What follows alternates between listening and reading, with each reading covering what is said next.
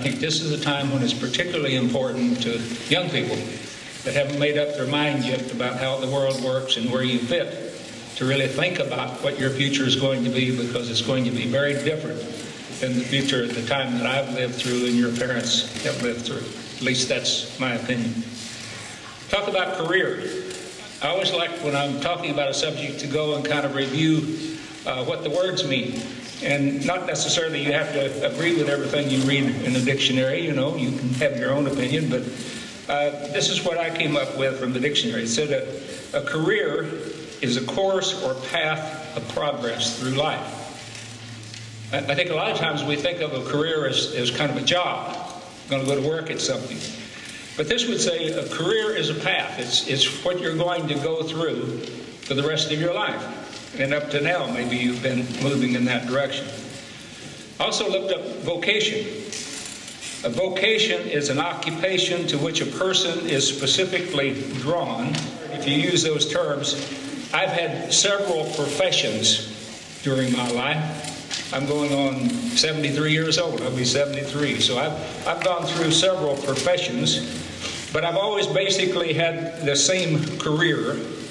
And my vocation is what has led me through my career.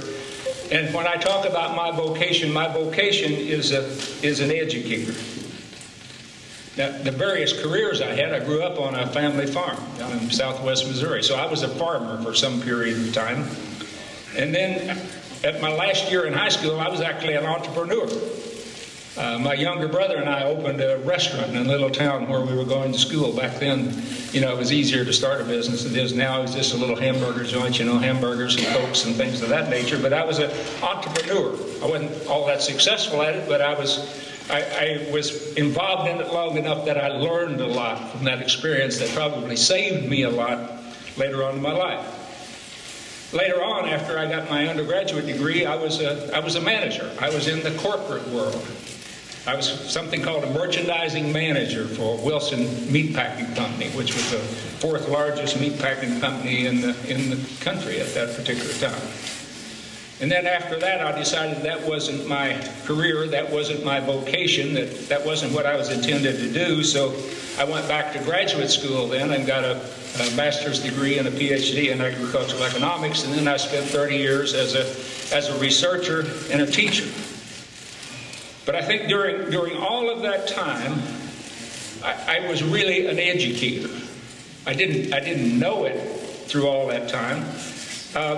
But even though I had a Ph.D. in agricultural economics, I was preparing for my career all the time. It wasn't just when I was in high school or when I was in college or somewhere else.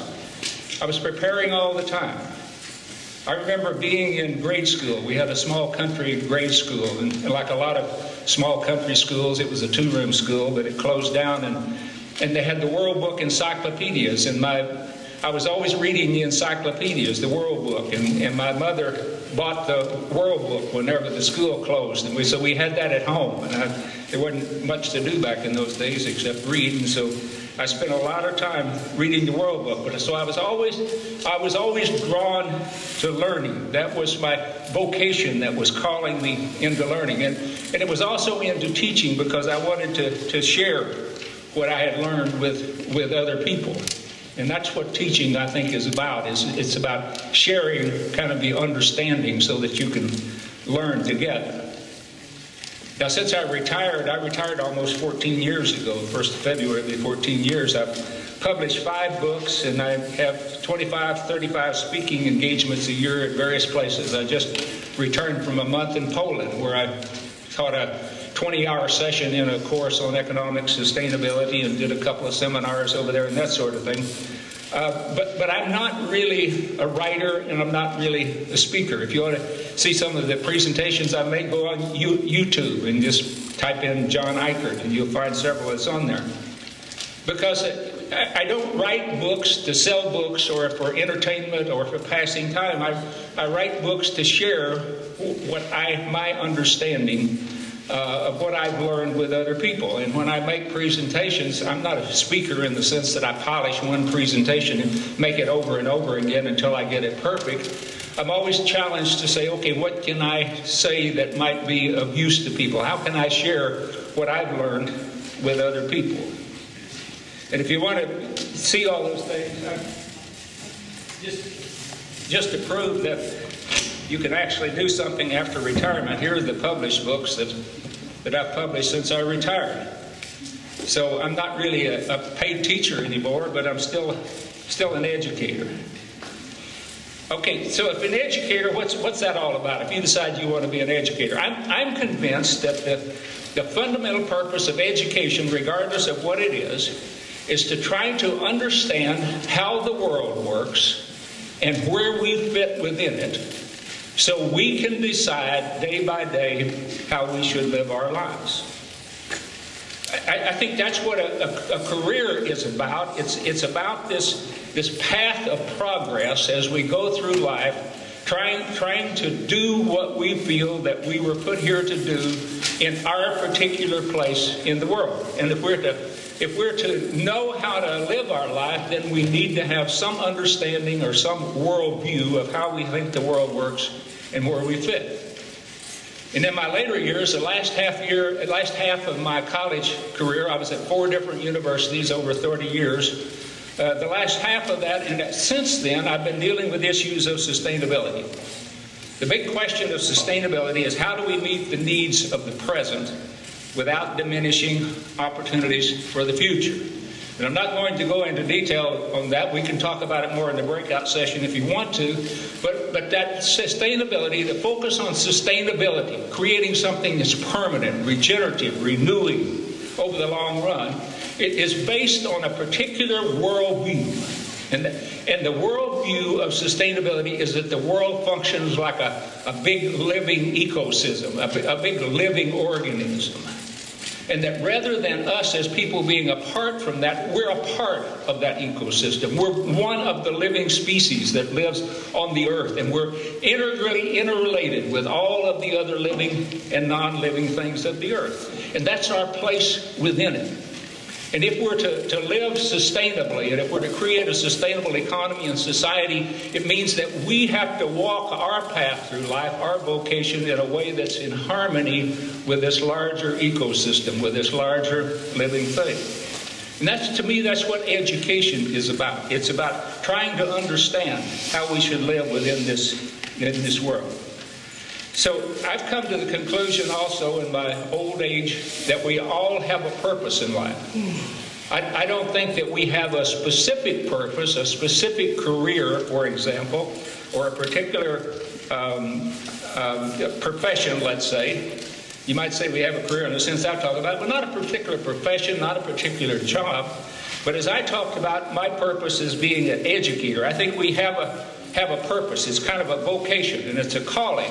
And the only sense that we really have, the only knowledge we have of why we're put here and what we're to do with our life is that kind of intuitive, spiritual, insightful, whatever you want to call it, connection, because the purpose of something is always determined at the higher level, and the purpose of us as individuals is determined at the purpose of this larger whole of the earth. And that's determined at somewhere that's beyond our direct access, and we'll never be able to look at it directly and measure it and analyze it. We sense it within us. And I think we all have that if we stop and listen. And I just went through meditation training recently, and I think one of the things about quieting the mind through meditation or what prayer or whatever means you have is if you stop and listen, then you hear that calling that leads you in a particular direction. Throughout my whole life, I've always wanted to learn, and I've always wanted to share what I've learned with other people. I think that's my calling. That's the reason I continue to do it 14 years after I get paid to do it, after I retire. It took me several professions to figure out what it was, what my purpose was, and what my vocation was. And I would encourage you not to get locked into a profession and be afraid to change. I changed many times. I was trying to discover who I was and what I wanted to do. I would say, as you've heard from other speakers, to follow your heart, but also follow your mind. When you're thinking about things and you're doing something, you say, this is what I really wanted to do, but you realize in your mind that it's not working, that I'm not really all that good at it.